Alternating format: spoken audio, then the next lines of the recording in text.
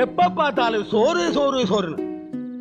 Hi guys, ஆமாம் guys, இன்றைக்கி பார்த்தீங்கன்னா நம்ம மாமா வீட்டுக்கு வந்து பார்த்திங்கன்னா ஒரு பயங்கரமான கடை வந்து ஒரு 3 கடை 2 மணிக்கு வெட்டி தலையெல்லாம் வந்து பொசுக்கி நீட்டாக, அடுத்தது தலை கால் எல்லாத்தையும் வந்து பார்த்திங்கன்னா சூப்பராக ஒரு 2 மணிலேருந்து ஆரம்பிச்சு எல்லாத்தையும் பொசுக்கி அப்புறம் பார்த்திங்கன்னா கறி வெட்ட ஆரம்பிச்சாச்சு.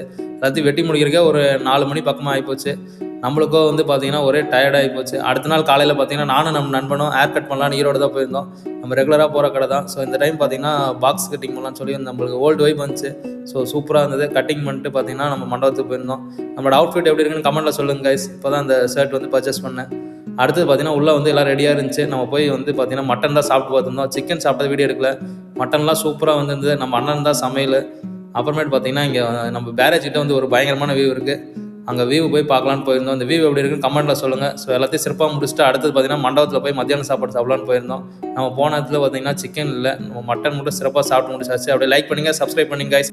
அப்போ தான் அடுத்தடுத்த வீடியோ வரும். Bye guys.